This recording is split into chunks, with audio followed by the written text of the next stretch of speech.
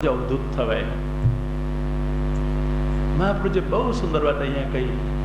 સમાજને ગળે ઉતરે કે ન ઉતરે, ભક્તિ માર્ગમાં, યોગ માર્ગમાં આ અત્યંત ઉપયોગી વાત કહી. અસ્મિન માર્ગે યથા યથા અનાદરઃ તથા તથા કાર્ય સિદ્ધિ.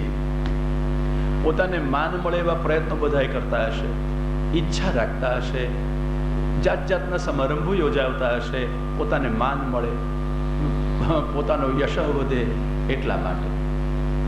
ભલે લોક રીતે જે કંઈ કરતા હશે સમાજમાં, પણ ભક્તિ માર્ગમાં એ ઉપયોગી નથી. ભક્તિ માર્ગમાં સફળતા એ નહીં આપો. યથા યથા અનાદર.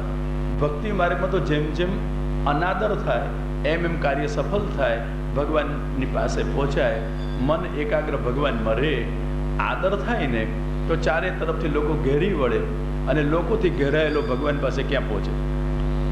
લોકોથી ઘેરાયેલો લોકો પાસે જ રહેશે, ભગવાન પાસે નહીં પહોંચે. એટલા માટે યથા યથા અનાદરઃ તથા તથા કાર્ય સિદ્ધિ. ધ્યાન રાખજો, આનું નામ ભક્તિ માર્ગ છે. તૈયારી સ્વીકારવાની. આપણે બધા જાણે કે અજાણે સમાજમાં આદર શોધીએ છીએ, ચારમાં આપણું સ્થાન હોય, ચારમાં આપણું માન હોય, શોધીએ છીએ ને. કોઈ માન ન આપે તો પરાણે ઊભું કરવાનો પણ પ્રયત્ન કરીએ, ખરું? જાત જાતના સમારંભો, જાત જાતના પ્રસંગો યોજીએ, ઊભા કરીએ, અને કોઈ આપણે કોઈના ઘરે જઈએ, આવો ન કે તો જવાનું મન થાય છે. આદર ઈચ્છીએ છીએ ને. સામાન્યમાં સામાન્ય માણસ પણ ઈચ્છા કરશે કોકને ઘેર જઈએ તો આવો કે, અને આવો ન કે તો ભૂલથી ગયા તો ગયા, ફરી જવાનું નામ ન દઈએ. ફરી જવાનું કદાચ ગરજ હોય ને જવું પડે, પણ મન તો ન માને. ગરજ મનાવે, ન બોલાવે તો જવું પડે, ગરજ વશ. પણ અંતઃકરણના ઉલ્લાસથી જવાશે ખરું? સામાન્યમાં સામાન્ય માણસ પણ કંઈક આદર પોતાના સમાનોમાં એને મળે. ભલે ઊંચા લોકો એનો આદર ન કરે, અધિકારી ઊંચા લોકો એનો આદર ન કરે, એનાથી ઊંચી કોટીના લોકો એનો આદર ન કરે, પણ સમાનમાં તો પોતાના સ્વમાનમાં એ ઈચ્છતો હશે. કોણ જાણે એ સમાનમાં માન એને સ્વમાન લોકો કહેતા હશે, પણ અંતે તો એ અભિમાનમાં જ પરિણત થઈ જાય. અભિમાન જ આવે. અને એટલા માટે ભાઈ, અભિમાન ભગવાન પાસે પહોંચવામાં અવરોધ કરાવે. હું સારો છું, હું કામનો છું, આ ભાન પણ અભિમાન છે. સારા હોવું સારું છે, પણ સારા હોવાનું ભાન અભિમાન કરાવે એ ખોટું છે, એ નકામું છે. એ કામના નહીં રાખે આપણને. એટલા માટે ભાઈ, યથા યથા અનાદરઃ. જેમ જેમ અનાદર થાય, નારાજ ન થશો, રાજી થજો, કાર્ય સિદ્ધિ. પણ ક્યાં? અસ્મિન માર્ગે. આ સંસારીઓની વાત નથી, આ તો ભક્તિ માર્ગની વાત છે. આ તો પ્રભુ પાસે પહોંચવા ઈચ્છનારાઓની વાત છે. લોકો પાસે ઈચ્છનારા, અનેક પોતાના કામ કઢાવનારા ઈચ્છનારા એ સમાજમાં આદર ઈચ્છે છે, પણ ભગવાનના ભક્તો સમાજનો આદર નથી ઈચ્છતા. અક્રૂરજી કહે છે, જેને ભગવાને પોતાનો નથી માન્યો, ધિગમુષ્ય જન્મત. એનો જન્મ તો ધિક્કાર છે. લોકો કે આ મારા છે, કાકા છે, મામા છે, પિતા છે, મિત્ર છે, અમારા સંબંધી છે, અમારા સ્નેહી છે, લોકો બધા આપણને પોતાના ગણે માન આપે, સ્થાન આપે, પોતાના ગણે. એથી કલ્યાણ નહીં થાય, એથી કૃતાર્થ નહીં થાય, એથી જીવનની સફળતા નહીં થાય, જ્યાં સુધી ભગવાન ન કે મારો છે. પ્રહલાદ પણ આજ કે છે, વદમે તવ દાસ્ય યોગમ. 7મા સ્કંદના 9મા અધ્યાયમાં પ્રહલાદજી નૃસિંહજીને કહે છે, મહારાજ તમે કોને હું તમારો દાસ છું? હું દાસ છું એમ હું કયા કરું? એથી શું થાય? એ તો જીવનું સાધન થયું શરણાગતિ. પણ સફળ શરણાગતિ ક્યારે? જ્યારે ભગવાન કે તું મારો છે, તું મારો દાસ છે, બસ પછી ઉદાસ ન રહેવું પડે. પછી જન્મનો કે સંસારનો ત્રાસ ભોગવવો ન પડે, કાલનો ગ્રાસ થવું ન પડે, શક્તિનો રાસ કે ઉલ્લાસનો રાસ પછી નહીં થાય. પણ ભગવાન જ્યારે સ્વીકારે ત્યારે, અને ક્યારે સ્વીકારે? યથા યથા અનાદરઃ. સાચું કહેજો બેન, બધાને માન મળે ગમે કે અપમાન થાય ગમે, બસ માન ગમે છે, માન ગમે છે ત્યાં સુધી ભગવાનની માગ નથી. ભગવાનની માગ થાય એટલે માન નહીં ગમે, અપમાન ગમવા માંડશું. મહાપ્રભુજીના વાક્ય નોંધી રાખજો હૈયામાં, યથા યથા અનાદરઃ તથા તથા કાર્ય સિદ્ધિ. આપણે એમ માનીએ જેમ જેમ આદર વધે એમ આપણે સફળ થયા. હા, એ સંસારમાં એમ જ હોય, જેમ આદર વધે એમ સફળતા સમજાય. પણ ભક્તિ માર્ગમાં જેમ જેમ અનાદર થાય તેમ તેમ કાર્ય સફળ થાય. બધેથી મન ઉઠી જાય. કોઈનો સંગ અને પ્રસંગ પછી રૂચે નહીં. ક્યાં જવાય પછી? હે ભગવાન, તમારા વગર કોઈ મારું નથી, શરણાગતિ થાય ને ચરણોમાં બેસી જવાય. આ નારદને કોઈ બોલાવનાર નહોતું, દાસીનો દીકરો નહીં, માટે સફળતા મળી. શુદ્ધ નથી પોષાયો તો મન સ્વસ્થ હતું. ચોમાસું આવ્યું, 4 સત્પુરુષો સાથે રહેવાની ઈચ્છાથી આવ્યા. પેલા બ્રાહ્મણે કહ્યું, દાસીના દીકરાને તું આનું કામ કરજે. દાસીના દીકરાને કામ બતાડે, શેઠના દીકરાને ન બતાડાય. તો દાસીના દીકરા થવું એ સૌભાગ્ય કે દુર્ભાગ્ય હતું? જો નારદજી શેઠના દીકરા થયા હોત, અરે ખુદ એ બ્રાહ્મણનો દીકરો થયો હોત, તો કદાચ એના સત્પુરુષોની સેવા ન મળી હોત. કોઈ નોકરબાઈ આપણી ઘેર આવે કામ કરવા અને સાથે એનું છોકરું લાવે, તો ઘરના કામ પેલા કરવાનું હોય બાઈએ, અને કોને બતાડીએ? પેલું છોકરું તેને 2 ફેરા ખવડાવી લઈએ. જબ છોકરા આ કરજે, આ કરજે. પણ આપણને મળવા કોઈ શેઠ કે કોઈ સાહેબ આવે, રહેવા દે પહેલા, તું ના કરીશ. શેની શરમ અડકે? પેલા પૈસાની, પેલા પદની, પેલી પ્રતિષ્ઠાની. સમાજે કેવા વર્ગો ઊભા કર્યા પૈસાને કારણે. શું કોઈ માએ જન્મ આપ્યો હશે, ગરીબ માએ, તો નોકર તરીકે જન્મ આપ્યો છે કે દીકરા તરીકે? અને કોઈ શેઠની માએ જન્મ આપ્યો છે, શેઠ તરીકે જન્મ આપ્યો છે કે દીકરા તરીકે? આ શેઠને ત્યાં આજે જન્મ્યો તો શેઠનો દીકરો કહેવાયો, અને નસીબ બદલાઈ ગયું, ક્યારે કરોડપતિ હતા, એક દડો રોડપતિ થઈ ગયા, પછી શેઠ સાહેબ હતા. પણ સમાજે પૈસાને કારણે એક વર્ગ વ્યવસ્થા ઊભી કરી. ઋષિએ વર્ણ વ્યવસ્થા આપી હતી. વર્ણ વ્યવસ્થા જીવનને વ્યવસ્થિત કરવા માટે છે, અને આપણે ઊભી કરેલી, પૈસાથી ઊભી કરેલી વર્ગ વ્યવસ્થા એ વાસ્તવમાં વિષાદને ઊભો કરનારી છે. પછી એમાંથી સમાજવાદ, સામ્યવાદ, આધુનિક દ્રષ્ટિકોણો એમાંથી ઊભા થયા. અને બધાએ કરતા મોટામાં મોટો વાદ કહું, બધા વાદોને શાંત કરે, બધા વાદોને ચરમસીમાએ પહોંચાડી દે, અથવા બધા વાદોથી ચરમસીમાએ રહેલો એક જ વાદ છે. પછી વર્ણ વ્યવસ્થા વાળો હોય કે વર્ગ વ્યવસ્થા વાળો હોય, બેને છૂટ ભગવાનના ગુણાનુવાદ. સમાજવાદે નહીં, સામ્યવાદે નહીં, અદ્વૈતવાદે નહીં, દ્વૈતવાદે નહીં, વ્યક્તિવાદે નહીં. કયો વાદ? ગુણાનુવાદમ. બસ ભગવાનના ગુણાનુવાદ કરો. ગરીબે કરી શકે ને પૈસા વાળો કરી શકે, અભણે કરી શકે ને ભણેલો કરી શકે. ગુણાનુવાદમ. દોષ વાળો કરી શકે, નિર્દોષે કરી શકે. ગુણાનુવાદ. શ્રવણમ મુરારે. ભગવાન મુરારીના ગુણાનુવાદ કયું ફલનાર? બસ પેલા છોકરાને સૌભાગ્ય મળી ગયું, સત્પુરુષોની એને સેવા કરી.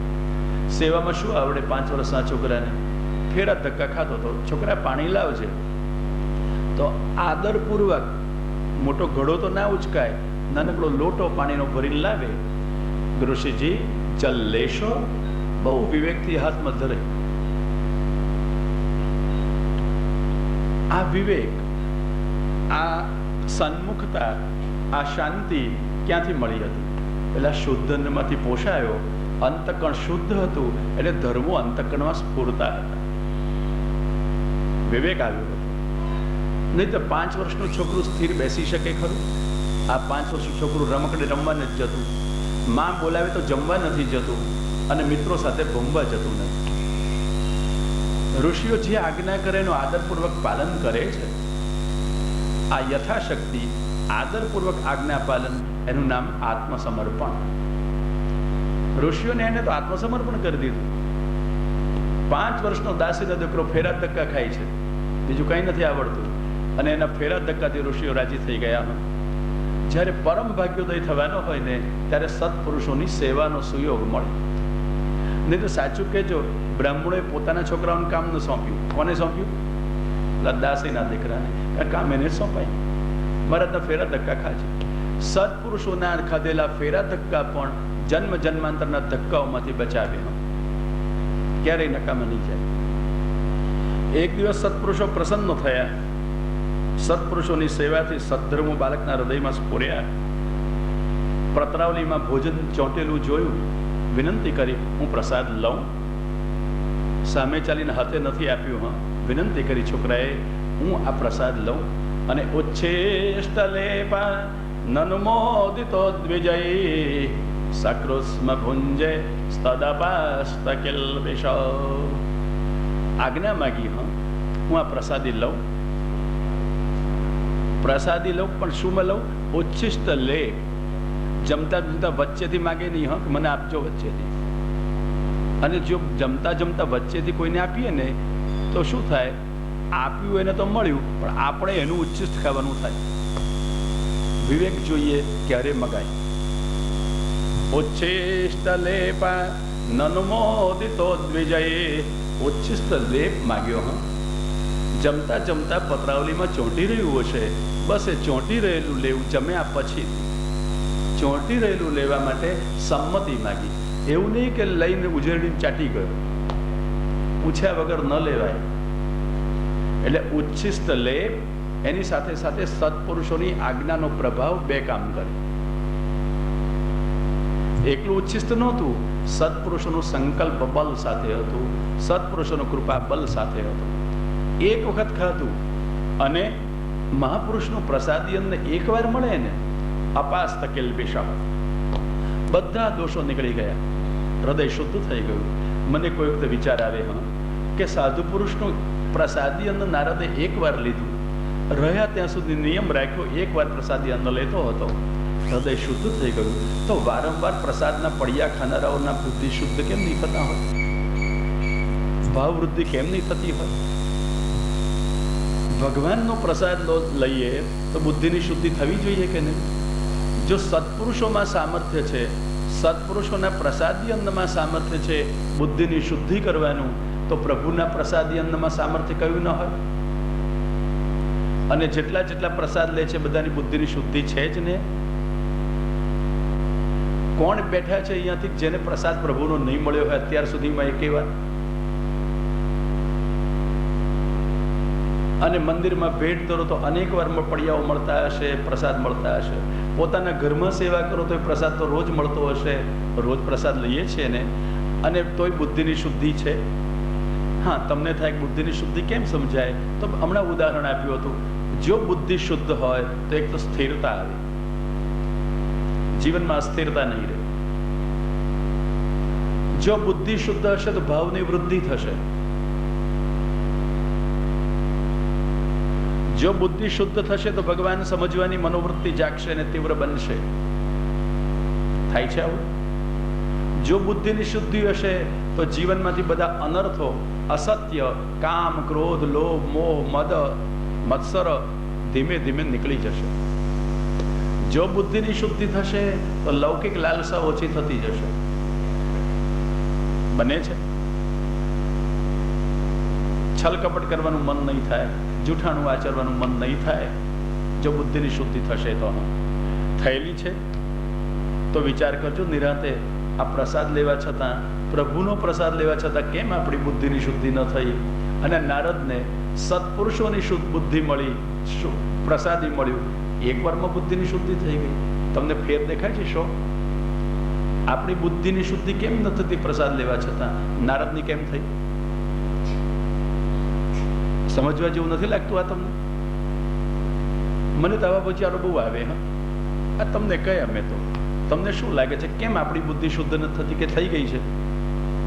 ભાગ્ય કોઈ કહી શકતો હશે કે મારી બુદ્ધિ શુદ્ધ છે, એમાં મલિનતા ને ચંચલતા નથી, દોષ નથી.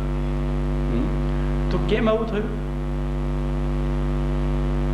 સાધુ પુરુષોના પ્રસાદી અન્ન કરતા પ્રભુનું પ્રસાદી અન્ન શું ઉતરતી કોટીનું છે? છતાં કેમ અસર નથી થતી? આ તમને ઘેર વિચારવા માટે સોંપી દઉં કે ઉત્તર આપી દઉં? હે, તમે વિચાર નથી કરવો? તમને નથી લાગતું કે આ વિચારવા જેવું હોય? તમે અનેક વાર કથામાં સાંભળ્યું હશે કે નારદજીને પ્રસાદી અન્નથી શુદ્ધિ થઈ ગઈ, પણ તમે એવું ન વિચાર્યું કે આપણી કેમ ન થઈ? કારણ કે આપણે પારકાનું વિચારવા ટેવાયા છે, પોતાનું નહીં. બીજાની વાતો સાંભળવા ટેવાયા છે, પોતાની નહીં. બીજાના વિચારો કરવા પ્રાય ટેવાયા છે, પોતાના નહીં. પોતાની સામે જોતા નથી, સામાની સામે જોઈને ચાલીએ છીએ, જીવીએ છીએ. વિચારજો, નારદજીને શુદ્ધ અન્ન મળે, પ્રસાદી અન્ન મળે, બુદ્ધિની શુદ્ધિ થઈ જાય. આપણને પણ પ્રસાદી તો મળે છે ને, પ્રભુનું મળે છે ને, કેમ બુદ્ધિની શુદ્ધિ નથી થતી? શું લાગે છે?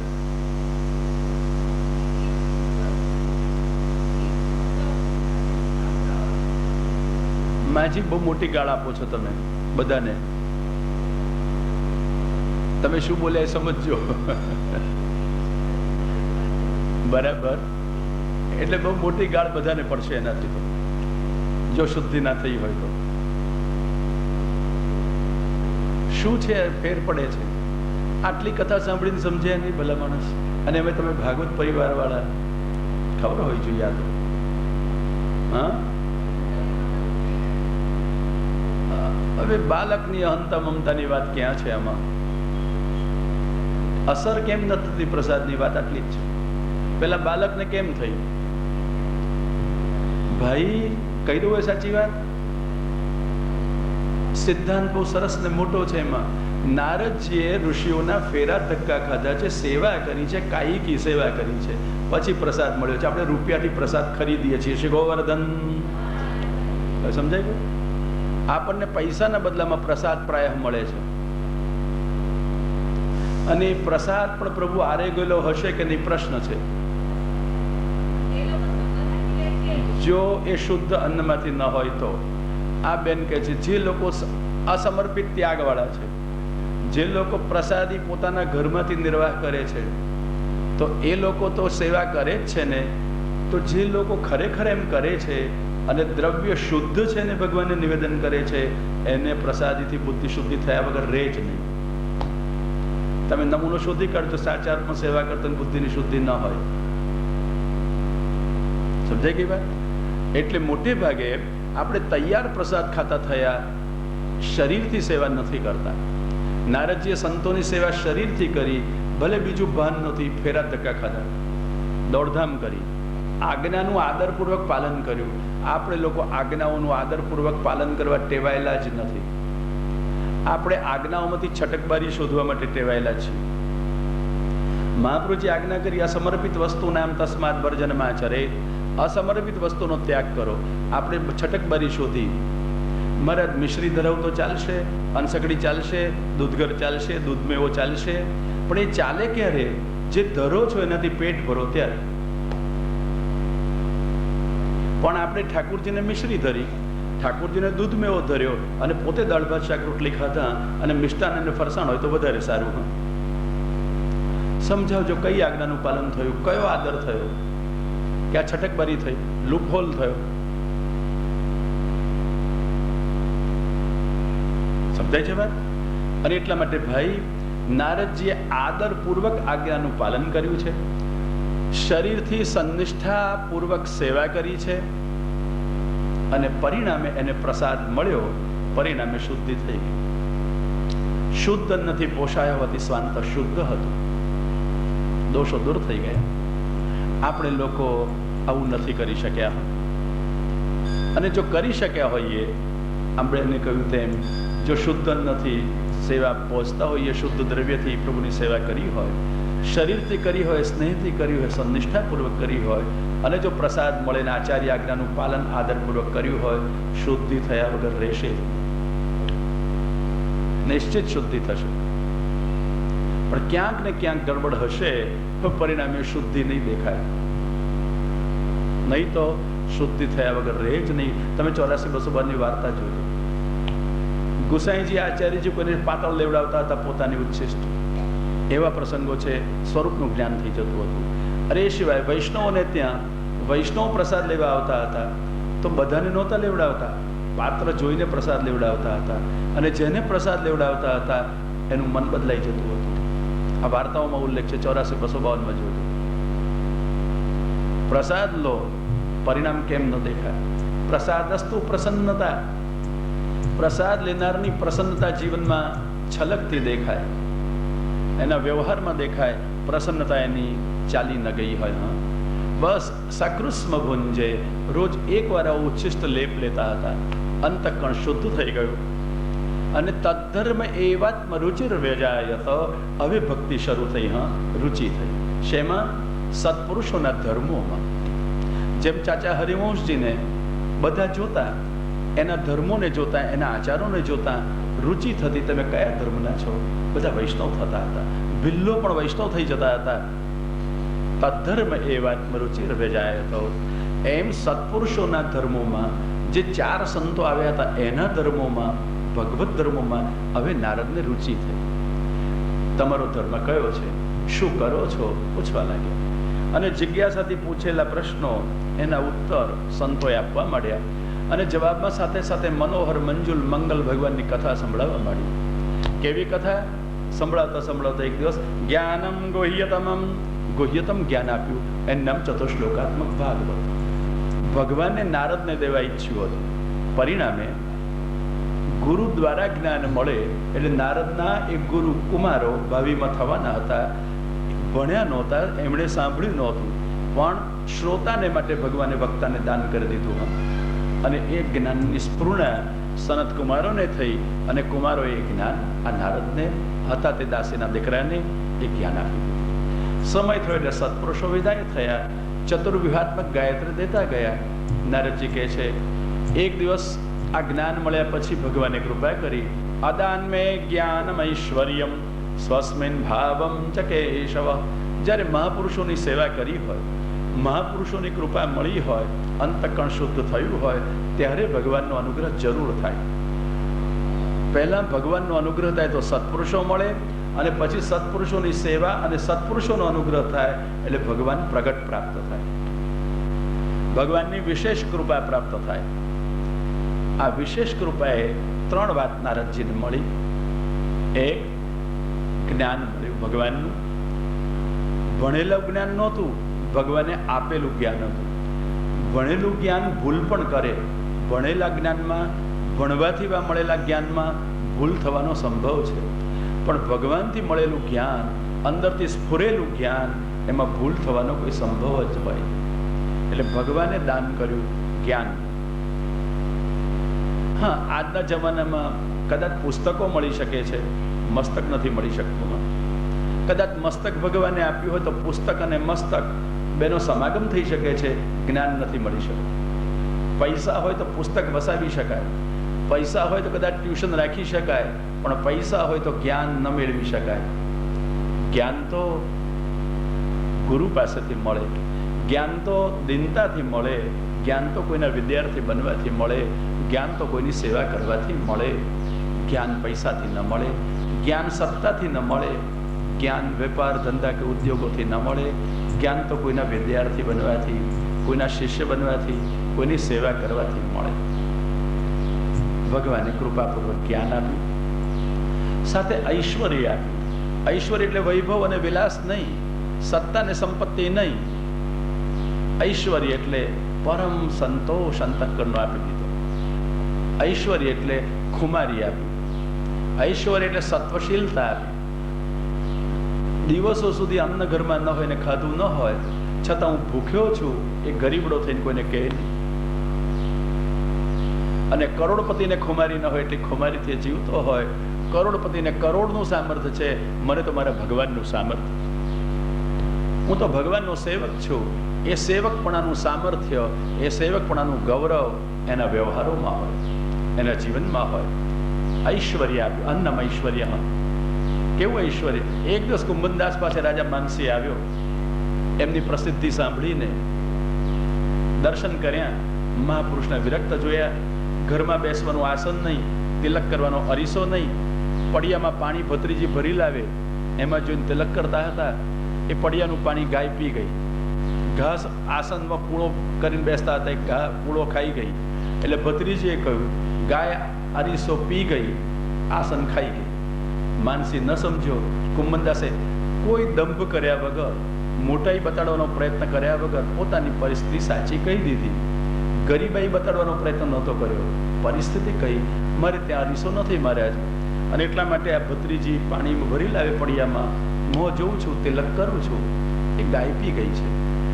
પૂળા પર બેસીને આસન પર તિલક કરતો હોઉં, એ આસન ઘાસ ખાઈ ગઈ છે, ગાય ખાઈ ગઈ છે. માનસીએ પોતાનો સોનાનો હીરા મળેલો અરીસો કાઢ્યો. કુંભનદાસે કહ્યું, મારા ગરીબના ઝૂંપડામાં આનો શોભે, તમારા મહેલમાં શોભે. વૈરાગ્ય જોઈને રાજી થયો. ત્યારે એમ કરો, શું આપું તમને? તમારા મોદી બતાવો, વર્ષભરનું સીધું એને ત્યાંથી લેજો, પૈસા હું આપી દઈશ. કુંભનદાસ કહે છે, આ બોરડા ને કેરડા મારા મોદી છે. બોરને કયું પાણી પાવા જવું પડે, કઈ રખવાળી કરવી પડે? આંબાવાડી હોય તો સાચવનાર માણસ જોઈએ, પાણી પાવું પડે, રખવાળી કરવી પડે. બોરડીને શું કરવું પડે? કયો રખવાળ જોઈએ ને કયો પાણી પાનાર જોઈએ? કુંભનદાસે બતાવ્યા, બોરડા ને કેરડા એ મારા મોદી. રાજા સ્તબ્ધ થઈ ગયો અને કહ્યું, કંઈક તો માગો. અને કુંભનદાસે કહ્યું, માગું? હા કહ્યું. હવે થયું કે હા, કંઈક માગશે આ ભક્તને, કંઈક આપીને હું કૃતાર્થ થઈશ, કંઈક મને પુણ્ય મળશે, કંઈક સેવાનો અવસર મળશે. અને કુંભનદાસે કહ્યું, માગું છું. હા, આપીશ ને? જરૂર આપીશ. પેલો તો આપવા જ આવ્યો હતો. અને કુંભનદાસે કહ્યું, ફરી તારું મોં મને બતાવીશ. કારણ ખોળામાં ખેલતા ગોવર્ધનદાસ ઝાડ પાછળથી ઊભા રહી ગયા હતા. હવે રાજા વચમાં આવ્યો, ભગવાનની વચમાં રાજા આવ્યો, કેમ પરવડે? અન્નમ ઐશ્વર્ય, ઘરમાં ખાવાનું ઠેકાણું નથી, સામેથી આદરપૂર્વક આપવા આવ્યો છે, એને કહી શકાય છે તારું મોં બતાવીશ. શું કહેવાય આને? ખુમારી. કોને કારણે આવે? ભગવાનને કારણે. આ ભગવાનને કારણે આવેલી ખુમારી એનું નામ ઐશ્વર્ય. કહી દીધું કુંભનદાસે, હા, ખાવાનું ઠેકાણું નથી, એને મોડું ના બતાડીશ. કોને? આદરપૂર્વક આપવા આવેલા રાજાને કહી દીધું. એ જમાનામાં, રાજાઓના જમાનામાં, હા, જ્યારે કાયદો રાજા બોલે તે કાયદો હતો, એ જમાનામાં ડર ન લાગ્યો એને, દબાઈ ન ગયા, ગભરાઈ ન ગયા. અને ઓહો, કેવો રાજા ગુણિયલ છે, મારી પાસે આવ્યો, કેવો ભલો છે, ભાવથી ઉભરાઈ પણ ન ગયા. ભક્ત ગભરાઈએ જતો નથી, ભક્ત ઉભરાઈએ જતો નથી, ભક્ત દબાઈ જતો નથી, ભક્ત દુભાઈ રહેતો નથી. કુંભનદાસે કહી દીધું, તારું મોં ફરી ન બતાવીશ. શું કહેવાય? અન્નમ ઐશ્વર્ય, ખુમારી. આ ભક્તિ માર્ગની ખુમારી એનું નામ ઐશ્વર્ય છે. ગરીબડા થવું એનું નામ ઐશ્વર્ય નથી. હા, ઘેર ઘેર ભટકવું, હાથ લંબાવવા, ફલાણું આપજો, ઢીકણું આપજો, ફાળા આપજો, ફંડ આપજો, ગરીબડા પણ છે. ક્યાં છે ભક્તિ માર્ગની ખુમારી? મોઢું ન બતાવીશ કહી દે. ક્યાં છે ખુમારી? સુખદેવજીની કથા કરવાની. દેવતાઓ આવ્યા હોય, અમૃત લઈને આવ્યા હોય, પરીક્ષિતને અમૃત આપજો, લો મહારાજ લાવ્યા છે, બદલામાં અમને કથામૃત પાછો. અને સુખદેવજી, અભક્તાંશ તાંશ વિજ્ઞાય નદદૌ કથામૃતમ. દેવતાઓમાં પણ જો ભક્તિ નથી તો સંપત્તિ વાળાને, સત્તા વાળા એ દેવતાઓને, સૌંદર્ય વાળાને, સદગુણો વાળા એ દેવતાઓને પણ સુખદેવજી ખુમારીથી હસી પડે, કથા તો ન સંભળાવે. ક્યાં છે ખુમારી?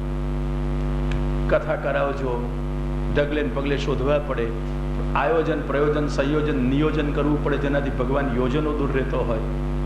ક્યાં છે ખુમારી?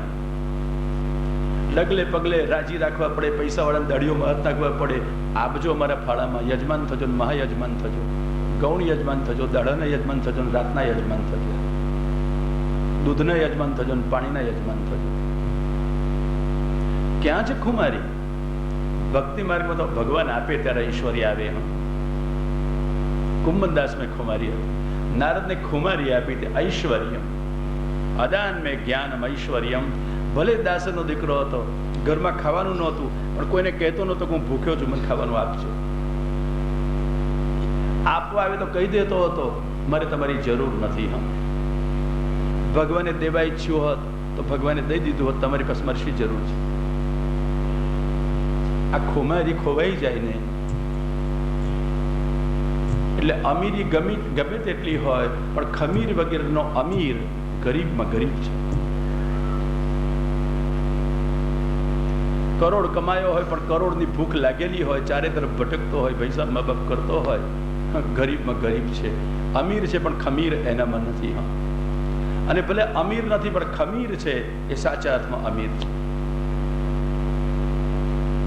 ખમીર એની પાસે છે. હમણાંની વાત કહું, થોડા વર્ષો પહેલાની. એક કવિ હતા હિન્દીના, બહુ સરસ. કાશ્મીરના મહારાજા એનો સત્કાર કર્યો, ગરમ શાલ ઉડાડ્યું, નિરાલા એનું નામ. ગરમ શાલ ઓઢાવી બહાર નીકળ્યા. શું ખુમારી હતી! જોયું ઠંડી છે કાશ્મીરની, કોઈ થરથરતો માણસ બેઠો છે, મને આપશો? અને પેલા કવિને મળેલી રાજાના ઇનામ વાળી શાલ શરીર પરથી ઉતારી લભેલા ઓઢી દેજે. રાજાનો માણસ સાથે હતો. અરે કવિરાજ, રાજાએ કરેલો સત્કાર છે, આપી ન દેવાય. અને નિરાલાએ કહ્યું, રાજાએ આપેલો સત્કાર ફરીથી મળી શકશે? ગરીબ માણસ દાડથી મરશે, ફરી નહીં આવી શકે. કહેજે રાજા તારા, મારે ઇનામની જરૂર નથી, મારે ગરીબના જીવનની જરૂર છે. શું કહેવાય? ખુમારી. કેવી ખુમારી! પંડિત જવાહરલાલ નહેરુ વડાપ્રધાન હતા. હિન્દી સાહિત્ય પરિષદના પ્રમુખ તરીકે પ્રધાનની શરમે એમને નિમવામાં આવેલા. પ્રમુખના સ્થાન પર પંડિતજી બેઠા હતા અને નિરાલાજી આવ્યા. કોઈ સંકોચ વગર ટૂંકી પોતળીને ખભે પોત્યું નાખેલું પહોંચ્યા પ્રમુખના સ્થાન પાસે સીધા, અને પંડિત નહેરુને જઈને સીધું કહ્યું, आपने कितने उपन्यास लिखे, आपने कितने हिंदी महानुभावों को पढ़ाए, कौन सी हैसियत से आप हिंदी साहित्य परिषद के प्रमुख के स्थान पर आरूढ़ हो? भारत के प्रधानमंत्री को मैं प्रणाम करता हूं, परंतु हिंदी साहित्य परिषद के प्रमुख से मैं पृच्छा कर रहा हूं, आपका प्रदान क्या है? શું કહેવાય? ઐશ્વર્ય, અન્નમ, ખુમારી. ગરીબડા નહોતા થઈ ગયા, વડાપ્રધાન છે, જે જે જે જે સાચો સાહિત્યકાર હતો, ખુમારી હતો. અને પંડિત નહેરુની સામે ખુમારી હતી. હા, એ ઊભા થઈ ગયા. ઠીક કહા નિરાલા जी, मेरा प्रदान कुछ नहीं है, आप ही बैठिए, मैं नीचे बैठ जाऊंगा. પંડિતજી નીચે બેસી ગયા. એ પણ શું હતું? ખુમારી. એમને ન લાગ્યું મારું અપમાન કર્યું. એમણે સ્વીકાર્યું કે મને સાચી વાત કહી દીધી. આજે જો રાજકારણીઓ વામણા અને જુઓ આ માણસની વાત, હા, કોઈની પ્રશંસા કરવા માટે નથી કહેતો, માત્ર ઐશ્વર્ય શું કહેવાય એના દર્શન માટે કહું છું.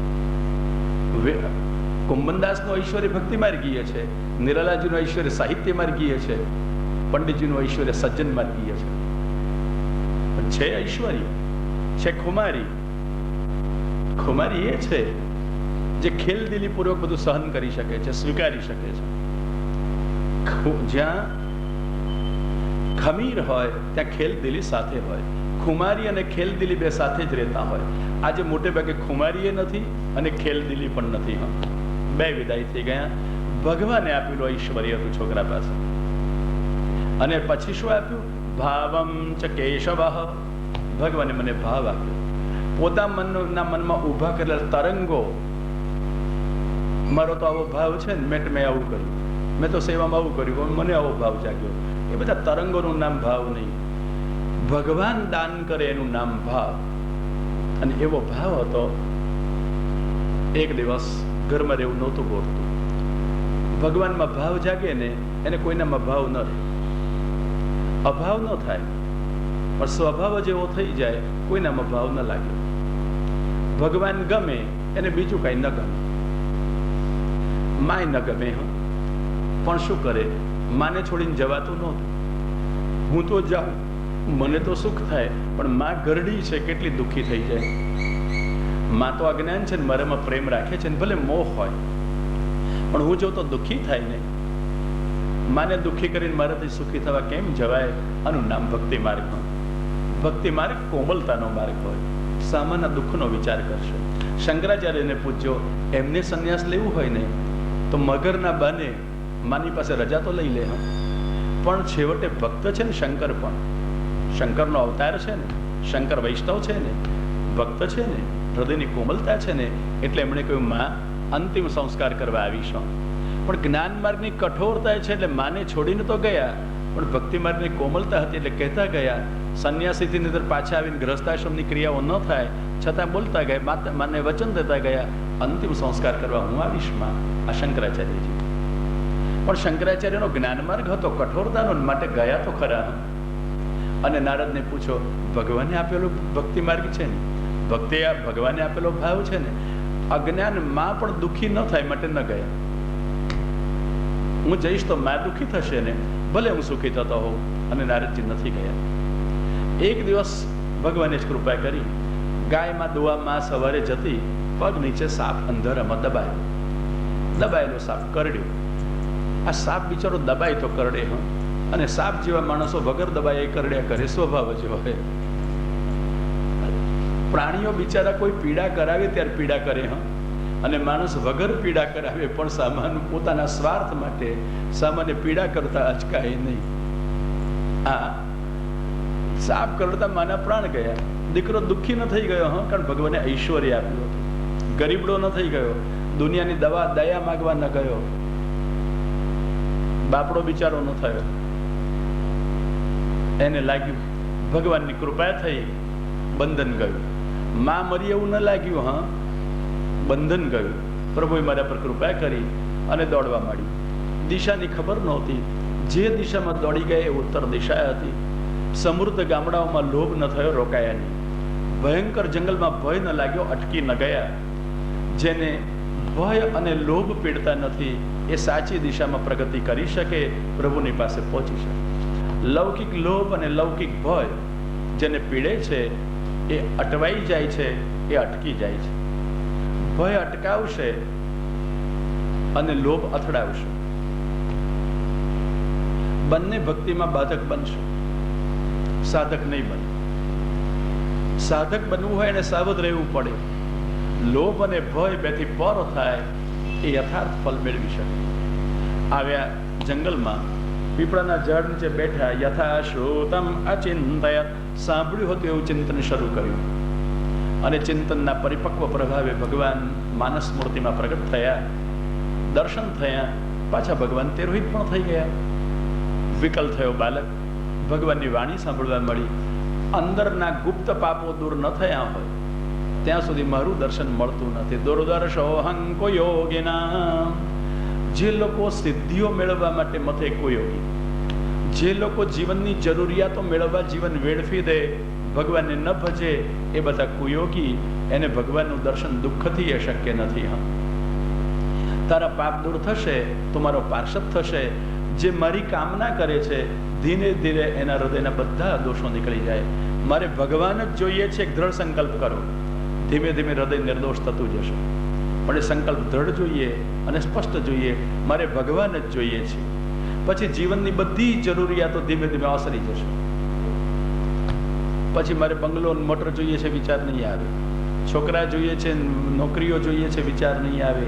મારે ભગવાન જ જોઈએ છે. મુખ્ય બનશે તેમ તેમ અંતઃકરણની બધી વિકલતાઓ, વિમુખતાઓ, વિષાદ શાંત થઈ જશે, શુદ્ધિ થઈ જશે.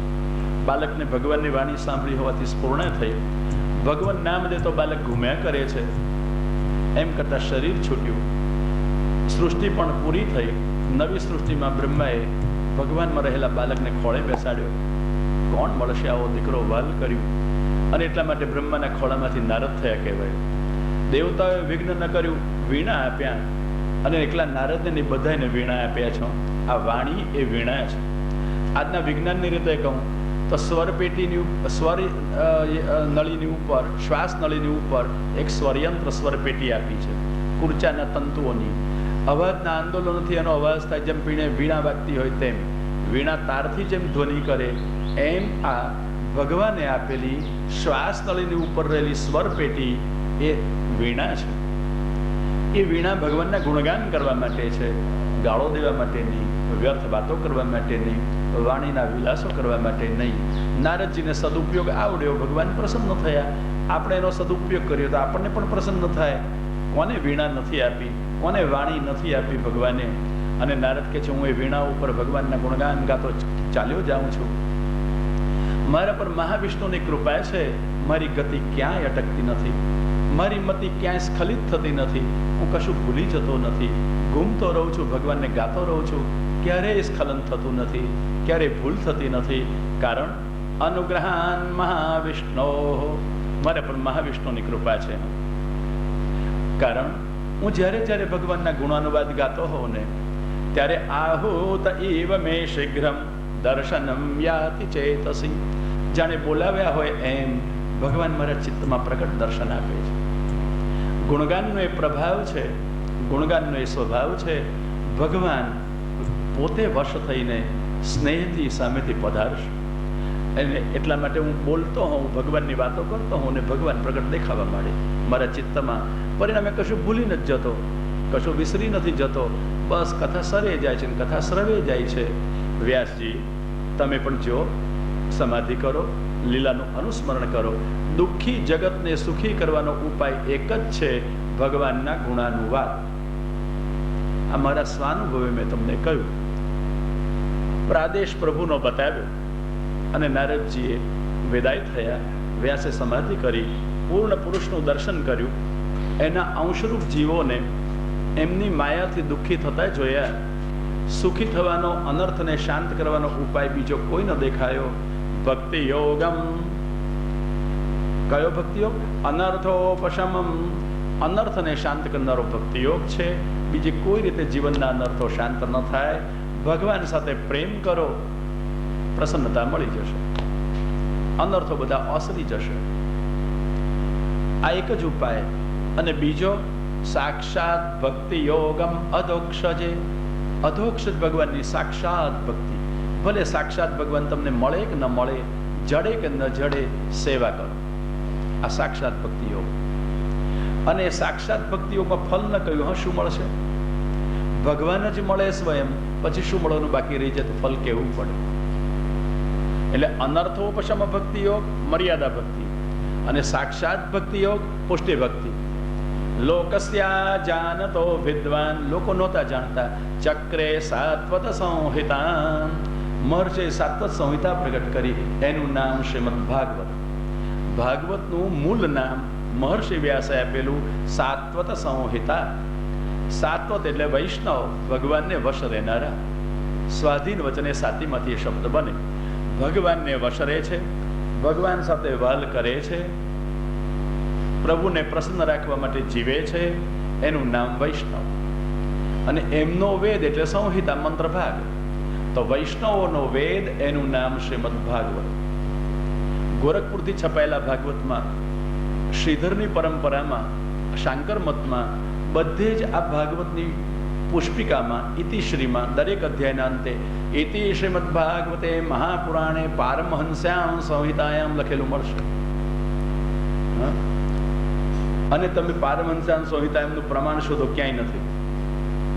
ફક્ત એક જ શ્લોક 12મા સ્કંદના 13મા અધ્યાયમાં, જ્ઞાનમ પારમહંસમેવ મૌલમ જ્ઞાનમ પરંગીયતે. આ એક જ મળે. પરમહંસોનું જ્ઞાન ગાવામાં આવ્યું છે, અને એટલા માટે અનુમાન કર્યું આ પરમહંસોની સંહિતા છે. વાસ્તવમાં ભાગવતમાં પરમહંસો એ તો પ્રથમ કક્ષામાં આવે, પ્રાથમિક કક્ષામાં, કેજીમાં. તથા પરમહંસાના મુનિનામ અમલાત્મનામ. પહેલા સ્કંદના 8મા અધ્યાયમાં કુંદાજી કહે છે, ભક્તિ યોગ વિધાનાર્થમ. પરમહંસોને સર્વત્ર ભગવત દર્શન કરે પરમહંસ, એવા પરમહંસોને, એનું મનન કરનારા મુનિઓને, અને એનાથી નિર્મલ થયેલા હૃદયવાળાઓને ભક્તિ દુર્લભ છે. ભક્તિ દેવા માટે કૃષ્ણ અવતાર થયો. તો પરમહંસોને ભક્તિ નથી, ભક્તિ દેવા માટે કૃષ્ણ અવતાર છે. અને જેને ભક્તિ ભગવાને જન્મતઃ પ્રદાન કરી છે, કૃપાથી બીજ મૂક્યા છે, એ સાત્વત વૈષ્ણવ છે. અને એટલા માટે આ પરમહંસોની પ્રાથમિકતા છે અને સાત્વતોની ઉત્તમતા છે. એટલા માટે આ સાત્વત સંહિતા છે, વૈષ્ણવ વેદ છે. એટલા મહાપ્રભુજીના સંમત પાઠવાળું ભાગવત છપાવ્યું અમે, એમાં પછી લખાવ્યું પારમહંસ્યામ સંહિતાયામ એકલું નથી. હવે આ પારમહંસ્યામ સાત્વત સંહિતાયામ, તમે ભાગવત ખોલો, દરેક જગ્યાએ એના ઇતિશ્રીમાં જોશો દેખાશે, ઇતિ શ્રીમદ ભાગવતે મહાપુરાણે પારમહંસ્યામ સાત્વત સંહિતાયામ. બાકી બધાએ ઉડાવી જ મૂકી તું સાત્વત સંહિતા. તો વ્યાસજી કહે છે મારી સંહિતાનું નામ સાત્વત સંહિતા. કોઈએ કહ્યું નહીં સાત્વત સંહિતા, બધાએ કહેવા માંડ્યું પારમહંસ્યામ સંહિતાયામ.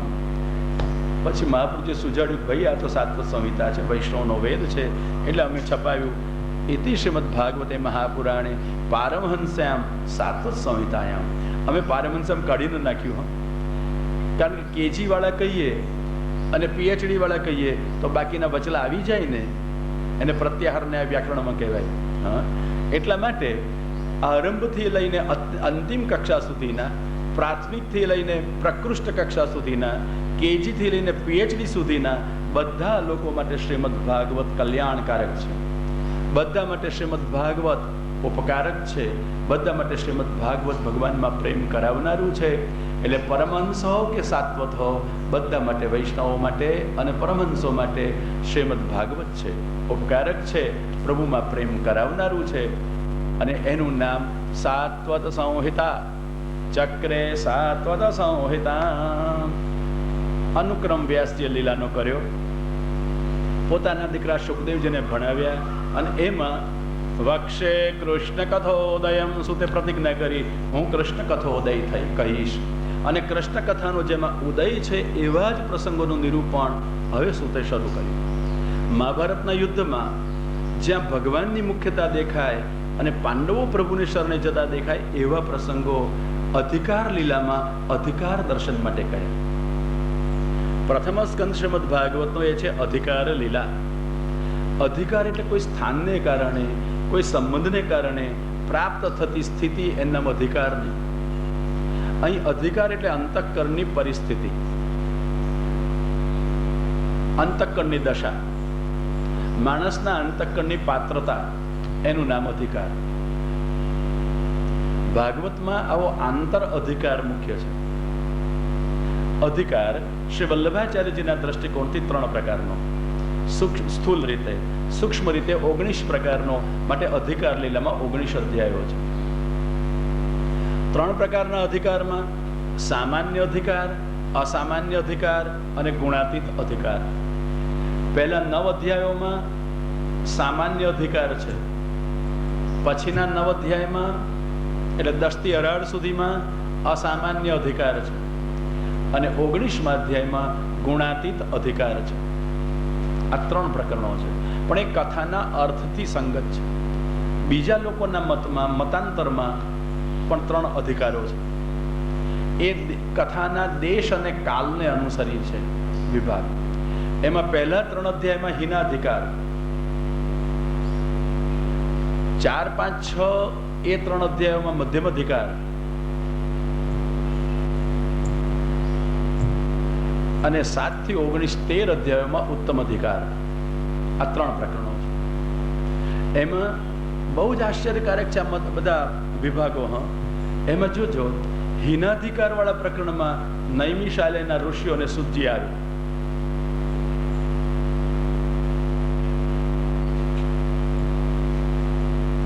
નૈમિષાલયના ઋષિઓ જેને મૃત્યુને પણ અટકાવ્યું હતું 1000 વર્ષ સુધી, તેવા સમર્થ પુરુષો.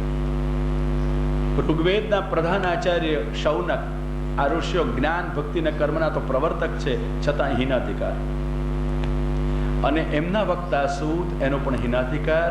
કારણ ઋષિઓને યજ્ઞમાં પ્રવૃત્તિ છે, અમે કંઈક ભણેલા છીએ, અહંકાર છે, વૈરાગ્ય નથી. સૂતને પણ વૈરાગ્ય નથી, એટલા માટે હીનાધિકાર. મધ્યમ અધિકારમાં ભગવદ અવતાર રૂપ નારદ અને વ્યાસ આવે છે. ભગવાનનો અવતાર છે નારદ, ભગવાનનો અવતાર છે વ્યાસ. નારદ વક્તા છે અને વ્યાસ શ્રોતા છે. એમાં હમણાં આપણે કહી ગયા ને કથા એની તો. અને છતાં બંનેનો મધ્યમ અધિકાર. કારણ વૈરાગ્ય નથી. અને પરીક્ષિત, જેને બ્રાહ્મણનો શાપ થયો છે, સાપ કરડવાનો છે, બધું છોડી ગંગા કિનારે આવીને બેઠા છે. અને ભગવાન સુખદેવજી નિર્ગ્રંથ મહાપુરુષ એની પાસે કથા કરવા પધાર્યા. એ બંનેનો ઉત્તમ અધિકાર, કારણ બંનેમાં દ્રઢ વૈરાગ્ય છે. ભાગવતમાં તો જેમ જેમ વૈરાગ્ય વધારે તેમ તેમ અધિકાર વધારે. અહીંયા પૈસા હોય તેથી અધિકાર નથી, સત્તા હોય તેથી અધિકાર નથી, બ્રાહ્મણાદિનું શરીર હોય તેથી અધિકાર નથી. અધિકાર શેનાથી? યથા યથા વિરાગ તથા તથા અધિકાર. ભાગવતમાં જેમ જેમ વ્યક્તિનો સંસારમાં વૈરાગ્ય વધારે હોય એમ અધિકાર વધારે હોય. હીનાધિકાર વાળા જો શ્રોતા થવું હોય તો પણ 3 લક્ષણ જરૂરી છે. પહેલા અધ્યાયમાં ઋષિઓએ પ્રશ્નો પૂછ્યા એટલે સમજાવશે શ્રોતામાં જિજ્ઞાસા જોઈએ. માત્ર કોરી સ્લેટ જેવો શ્રોતા ન જોઈએ. સાંભળતો જાય, વિચારતો જાય, ઘેરથી વાંચીને આવ્યો હોય, ન સમજાય તો નિસંકોચ સમજવા માટે આદરપૂર્વક પ્રશ્નો પૂછવા જોઈએ. આ પૂછતો શ્રોતા છતાં પણ એનો હીનાધિકાર. બીજું, શ્રોતામાં શ્રવણમાં આદર જોઈએ. ત્રીજું અમાત્સર્ય એટલે કોઈની અદેખાઈ ન જોઈએ. અને હિનાધિકારવાળા વક્તામાં પણ 3 ગુણો જોઈએ. ગુરુ પરંપરાથી એને ભાગવત ભણેલું કે સાંભળેલું હોવું જોઈએ. એને ભાગવતના રહસ્યનું ગૂઢ જ્ઞાન હોવું જોઈએ. અને ત્રીજું, શ્રોતાના અધિકાર પ્રમાણે એને ભગવાનમાં ભક્તિ વધે અને સાચી સિદ્ધાંતની વાત સમજાય એમ કહેવાનું ચાતુર્ય જોઈએ. આ હિનાધિકારવાળા શ્રોતા વક્તામાં લક્ષણો જરૂરી છે. મધ્યમ અધિકારવાળા એના શ્રોતા વક્તાના સરખા લક્ષણ 3 એક અધ્યાયમાં એક બતાવ્યું છે. એમાં ભગવાનની કૃપા જોઈએ, ભગવદીયતા જોઈએ અને ભગવદ એકત્વ જોઈએ. ઉત્તમ અધિકારવાળા શ્રોતા વક્તાનું એક જ લક્ષણ દ્રઢ વૈરાગ્ય જોઈએ. બસ આ વૈરાગ્ય સંપાદન થાય એમ કૃતાર્થતા જડી જાય. અને એવી વિરાગીતા શુકદેવજીમાં અધિક એમનો અધિકાર ઉત્તમ ભક્તાનો, પરીક્ષિતમાં અધિક એનો ઉત્તમ અધિકાર શ્રોતા તરીકેનો.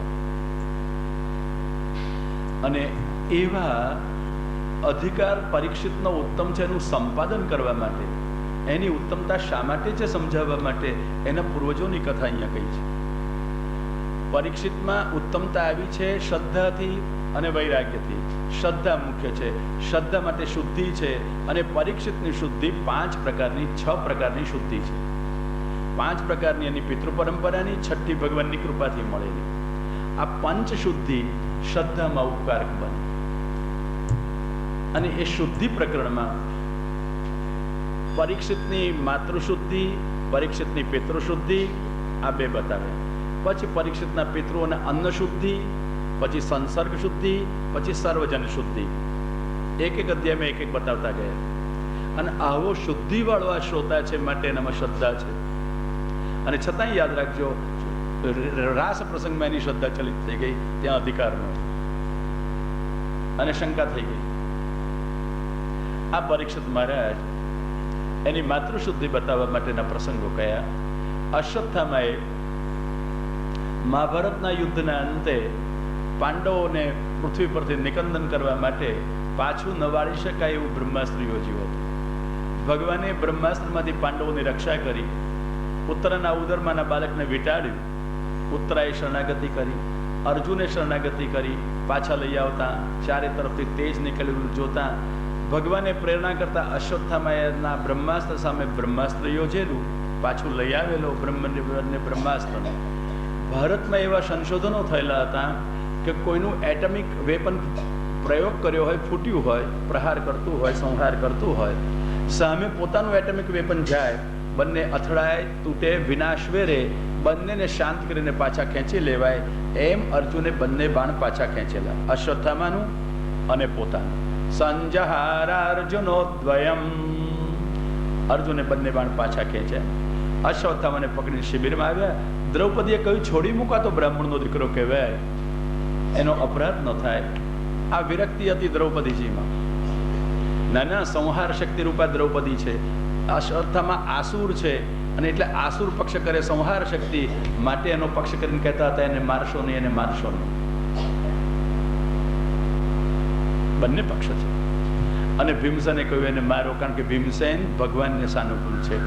વૃક નામનો અગ્નિ એના ઉદરમાં છે માટે નામ વૃકોદર. 10 પ્રકારનો પ્રાણનું એ સ્વરૂપ છે.